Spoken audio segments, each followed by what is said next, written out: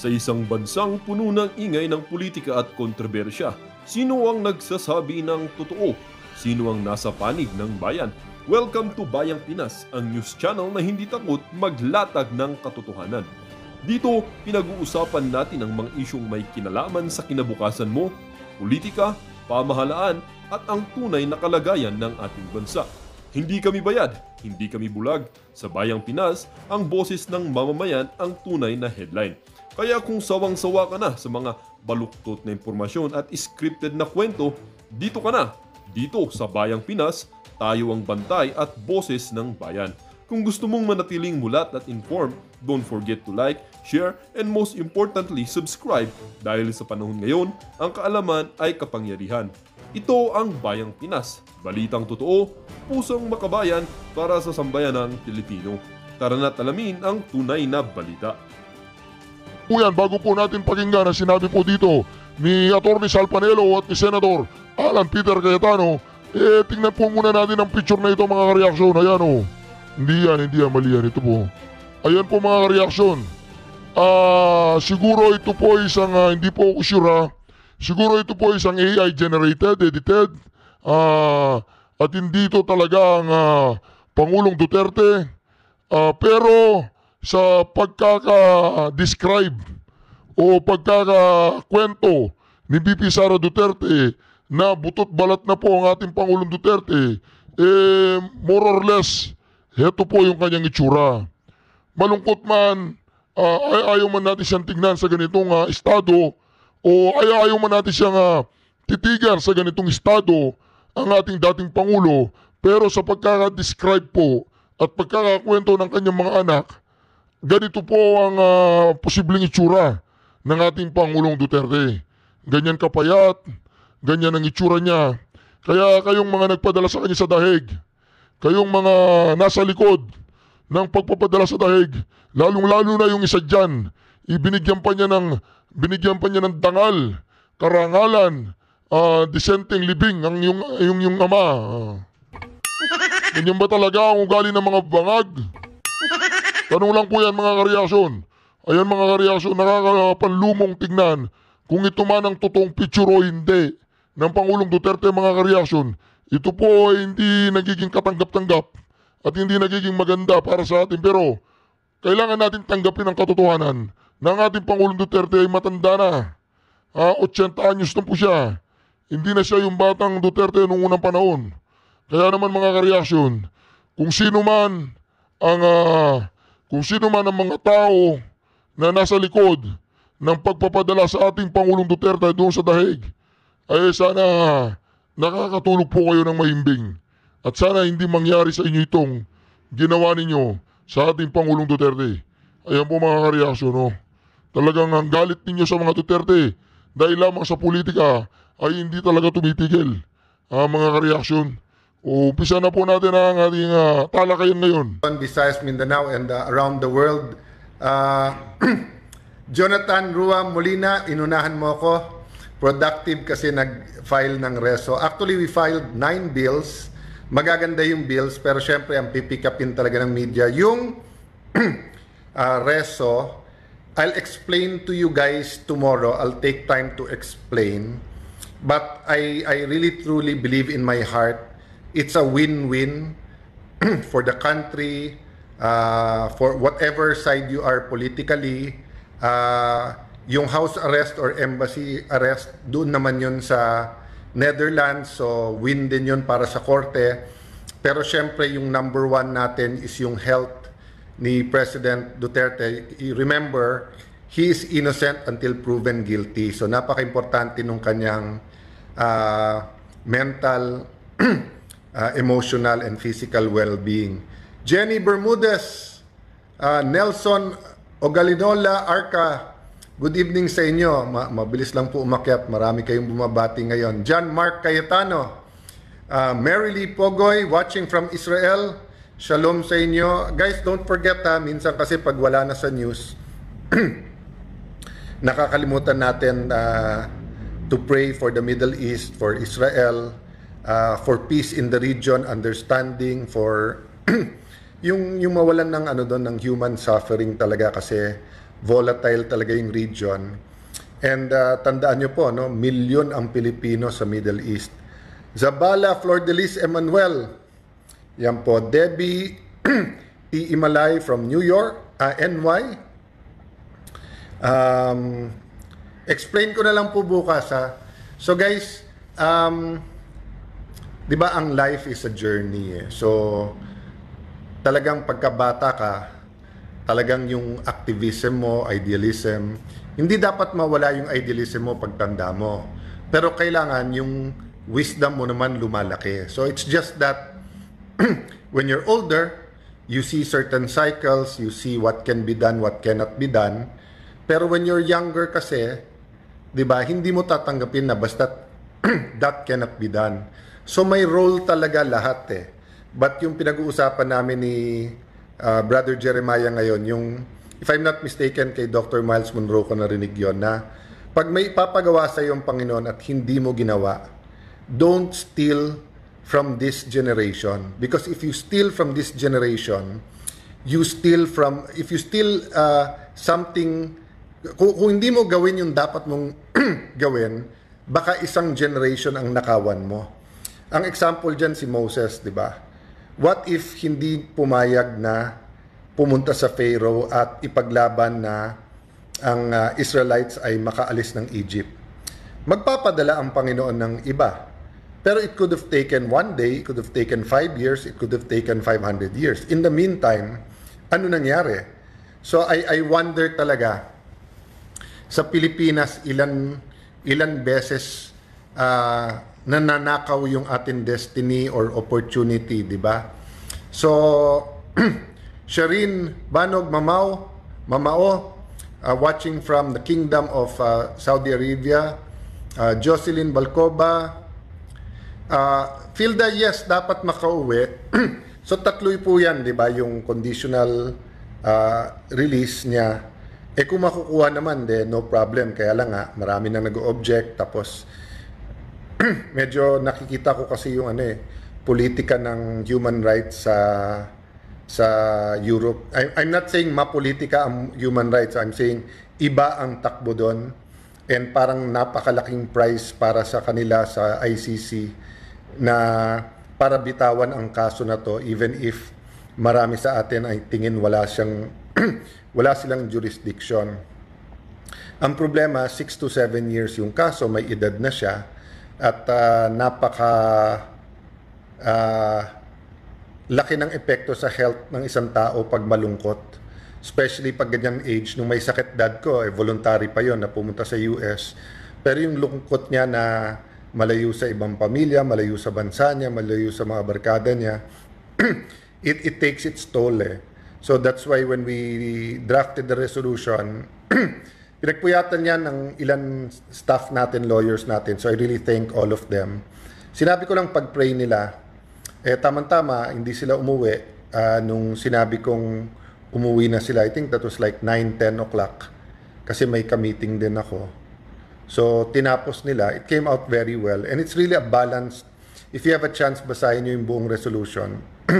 It's really balanced. At alam niyo po, pagka ang dating Pangulo ay na house arrest or na embassy arrest, it won't settle all the issues, but magkakaroon naman tayo ng sense of, how do I put it, security, stability, sense na at least may naayos na one part, which is his health and safety, di ba?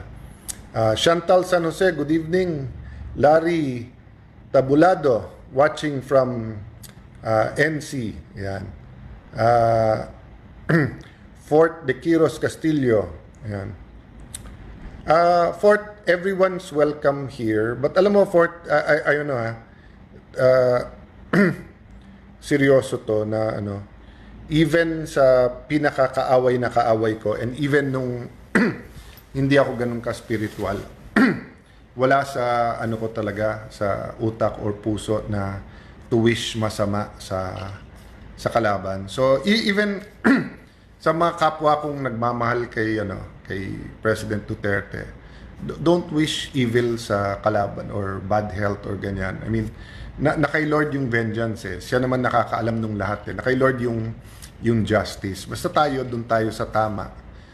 Of course, yung government actions were all, we all should comment, criticize, etc. But yung may physical na mangyari sa ibang tao, magkasakit, etc.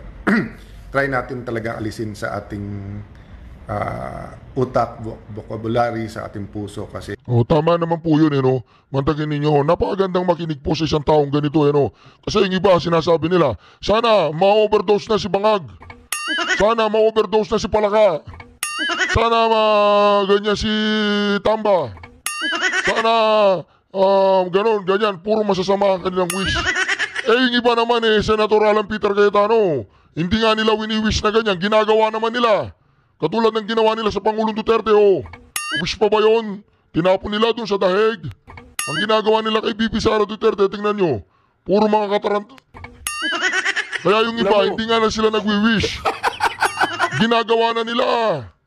Di ba, si Abante. Tingnan mo ang ginawa ni Abante, kongresista na naman siya. Quadcom.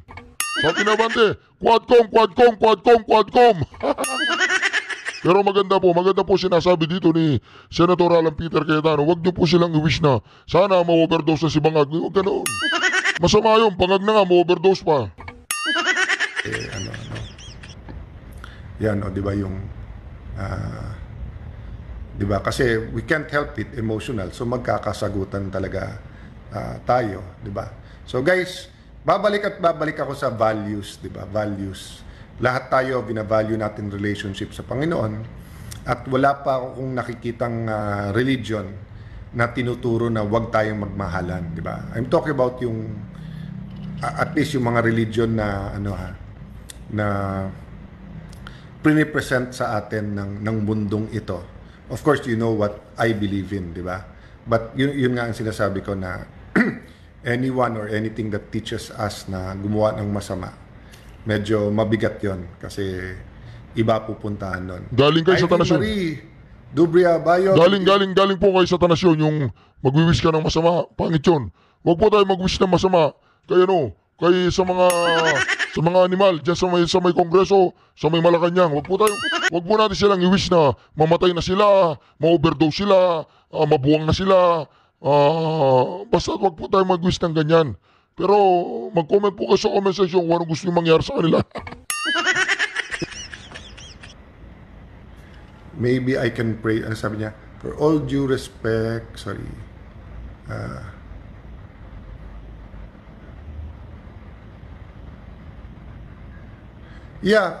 Jonathan, legitimate naman na pagtingin natin guilty ang isang tao, legitimate naman na parang we pray, we feel na sana they face justice at if we think we're guilty, sana matulan, we think, but kasi yung humanitarian side or yung that's why yung pag sinabi sa Bible, etc., di ba, yung unless of course death penalty na guilty na, di ba, then but ang sinasabi ko yung pagka for example sa akin binibisita ko po yung mga nakakulong sa Taguig City Jail, sa Metro Manila Integrated Jail, sa high security sa Camp Bagundiwa. I try once a year, I should do it more. And I don't believe na even if mahatulan guilty doon sa bilibid naman sa Muntinlupa, that they should suffer. So holding someone accountable sa ginawa and giving them the punishment is different from yung mag-suffer sila in a way that is inhumane, di ba? So kung makikita mo sa jails sa mga first world countries, yung pagkain, yung exercise time, yung entertainment time, mga TV malalaki, at saka gamot pag may sakit, di ba? So I in the same manner na sinasabi ko, respetuhan. But anyway guys, punta na lang ako dyan sa topic na yan tomorrow pagka nagka-time ko. Hindi, the-tape din namin ni Kuya Boy, di ba? Kasi nga, dito sa CIA 365, we talk about yung pang everyday natin and values. So baka yun na lang message ko tonight, di ba? Let's always focus on our relationship kay God at relationship natin sa iba. And siguro I'll end dun sa sinabi sa Bible na, sabi sa Bible, kung follower of Christ ka, and I'll address myself to followers of Christ kasi marami tayong kapatid from different religions dito. Sabi na kung ang mamahalin mo lang ay mga mahal mo sa buhay, anong kaibahan natin sa evil people? Siguro ayaw naman natin sabihin evil tayo unless evil talaga tayo at gusto natin maging evil. So kasi kahit na yung evil people, tingin nila mabuti sila di ba? So ang point ko po, so that's why minsan nagbiro ako sa isang Christian gathering na sabi ko kung isa ako sa mga public servants na gusto nyo, I know you're praising God now. Pero kung ako ay isang hindi nyo gusto, for whatever reason, then, i-praise nyo pa rin si Lord kasi tinuturuan kayo ni Lord ng patience. Tinuturuan kayo ni Lord na ipag-pray ako at pag-pray yung sarili nyo kasi magsasalita ako sa harap ninyo. Di ba? So, whatever it is, guys, we have to be able to talk to each other about many issues, even the most, sensitive and emotional issues. Kasi kung hindi, we will not be able to build the nation. Di ba? Remember, the nation starts with the individual, the family, then small communities, churches, homeowners associations, magkakapitbahay, mga clubs, mga basketball club, yung mga nagzuzumba, ang barangay natin, municipality, province. So, ang daling magsabing national pride, magkaisa. Kaya minsan nga, pag may kalaban, di ba, madaling magkaisa. Pero pag nawala yung kalaban, tayo-tayo nag-aaway kasi nga, yun yung, ano sabi ni Polly Lavares? Your core values define your personality. Yon. So, let's use etong Facebook page ko and etong CIA 365 na mapag-isipan natin yung ating core values. And yun, kung gustong-gusto mo yung isang politician, public servant, like si President Duterte, this is a good venue to talk about some issues. Kung ayaw na ayaw mo sa kanya, it's a good venue then na how we can discuss, pero we respect each other. Nal, long time no see. Kamusta mga taga-Pateros? Hope to see you guys more often. Anthony ko, wala ka bang pakialam dun sa pinapatay ni Digong? Anthony, dun kasi tayo nagkakaiba minsan ng paniniwala dun sa mga pro-Duterte at hindi, di ba? Ang iniisip ng ibang mga anti-Duterte na ang mga pro-Duterte believe in cold-blooded murder. Hindi po. Naniniwala po kami, especially nung time ni PRRD, that you have to be tough on crime. And naniniwala kami na maraming police, piskal, law enforcers na give up dahil sa sobrang powerful ng mga drug lords. So, sinasabi nga na pagka endangered yung life mo all around the world, pwedeng lumaban. And the language is different. So, I won't go through all of it, di ba? But ibig sabihin, I want to communicate to you, Anthony, yung mga pro-Duterte, hindi sinasabing okay pumatay. At hindi sinasabi porke kriminal ay patayin. Ang sinasabi, pag kriminal ka at papatayin mo yung police can fight back. Ang sinasabi that there are certain types of drugs na talagang nasisira yung ulo mo, kaya nagiging part yung violence and everything, di ba? So, mahabang usapan. I'm just Delphine Jimenez, God bless you. Sana nga magkita-kita yung buong tropa.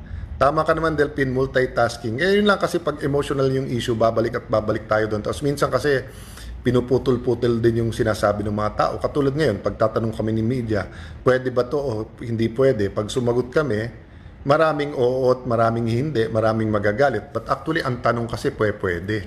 Ang tanong, hindi ko ano stand namin. Hindi, katulad ako, abogado ako So pag tinanong mo, pwede bang motion for dismiss? Ibibigay ko opinion ko.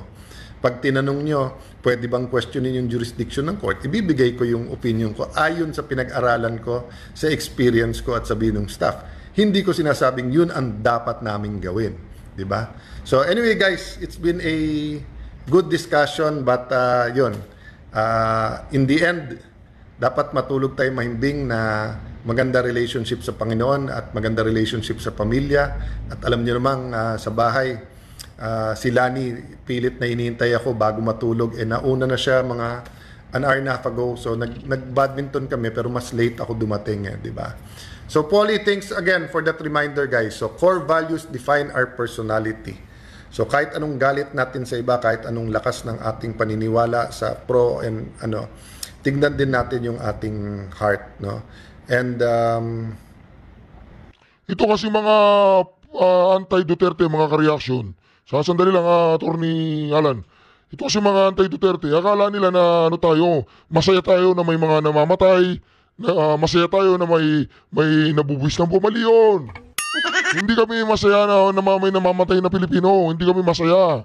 Pero hindi rin kami masaya na nasisira ang buhay ng ating mga kabataan dahil yan sa droga. Nasisira ang ating komunidad dahil dyan sa droga. Ngayon, itong sumisira sa mga komunidad natin, itong mga sumisira sa ating mga kabataan, kapag ba sila inuhuli at nanlaban, mas pipiliin nyo pang mabuhay ang mga yan kaysa sa mga pulis? Tanong lang yan. Di ba? Kaya nga sinabi ng Pangulong Duterte, hayaan nyo sila pag nanlaban sila. Pag namatay sila, hindi bawas. Bawas na ang mga tarantado niya sa karsada na naninira ng komunidad at mga kabataan. Pero, pabor ba tayo na may mamatay? Hindi. Kaya na gaano pa kasama yan. Gaya na kasi sama pa yan ng pinakamasamang tao sa mundo. Hindi tayo pabor na siya ay mamamatay kung wala namang magandang kadahilanan. At kung pwede naman siyang may kulong at mapagbagong buhay, doon tayo pabor. Pero mga kareaksyon, alam naman natin na mga drug pusher, drug lords, tsaka yung mga drug user na nagbebenta na rin, drug pusher na rin. Ang mga yan, most likely may mga baril yan. Ako, mga kriminal nga yan eh. Ang mga baril ba nila? Tanong lang, ang mga baril ba nila ay para sa mga pulis? Para sa mga tao? Hindi. Ang mga baril ng mga yan para sa mga kalaban nilang mga sindikato. Para sa mga durugista na hindi nagbayad. At pag hindi nagbayad yung durugista na yun ay meron din baril, magbabaril na sila. Mga drug addict na nga, iba-iba na yung takbo ng utak ng mga yan.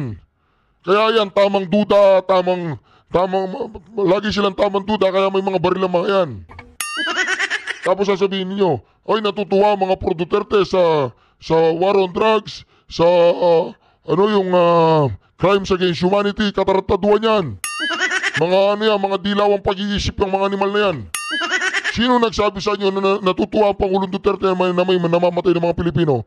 Wala. Pero ang isang pusher, susuplayan niya ng droga yung mga teenager. Ilang teenager ang susuplayan niya ng droga? 50, 100 teenager, binebenta niya ng droga. Yung 100 na yon, pag yun nasira ang utak, dahil nga ano bang ingredients ng droga? Anong ingredients? Tubig ng baterya, asido, yung shabu, di ba? Ngayon mga reaction, gusto mo ba sagipin ang isang daang kabataan sa kagagawa ng isang drug addict ay drug pusher? Pipiliin mong mabuhay ang drug pusher na ito o masira ang buhay ng isang daang pamilya? Dahil pag mayroong isang addict sa loob ng pamilya, ang pamilya na yan ay sira na. Magulo na yung pamilya na yan.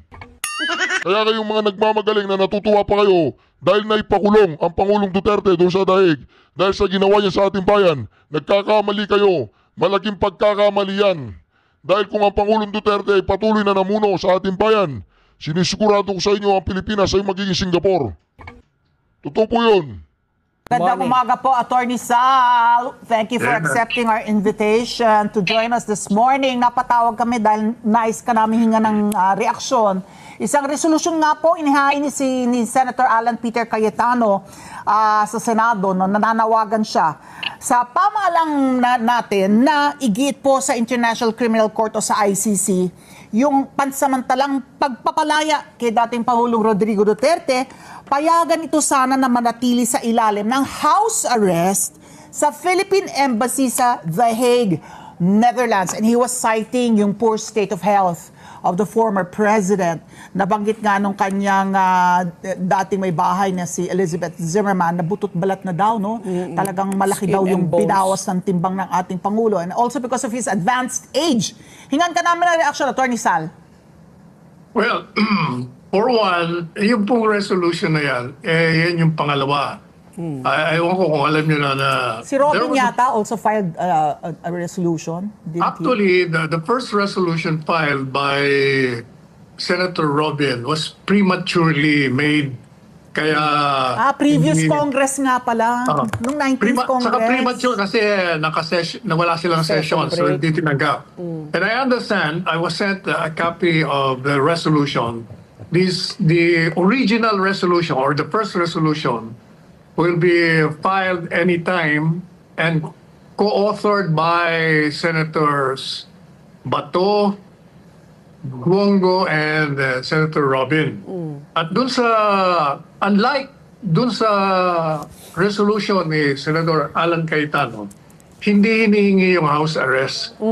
If, kung pwede, gusto mong basahin ko yung title ahead, ng resolution. Sal. Ang sabi ng resolution, which was prematurely filed, dahil walang session, but will be filed anytime, today or tomorrow.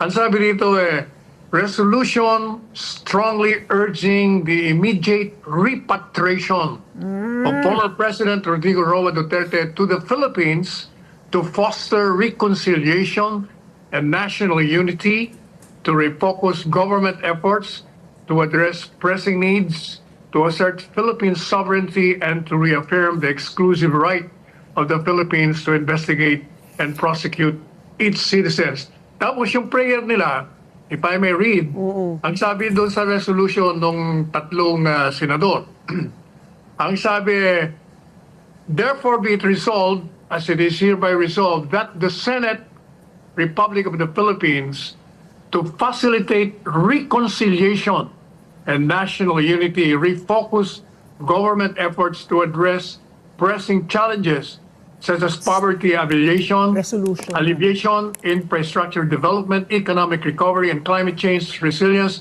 assert Philippine sovereignty, and reaffirm the exclusive right of the Philippines to investigate, prosecute, or hold accountable its citizens in accordance with its constitution and legal system, hereby strongly urges the Philippine government to secure the immediate repatriation of former President Rodrigo Roa Duterte and thereafter resume or continue investigation into crimes related to his anti-alleged drug campaigns and prosecute applicable offenses as warranted by the evidence. Resolve further that if full repatriation free from ICC jurisdiction is practicable, the Senate of the Republic of the Philippines hereby strongly urges the Philippine government to secure an ad cautelam basis and without conceding ICC jurisdiction, the interim release of former President Rodrigo Duterte to the Philippines under conditions acceptable to the ICC. If you will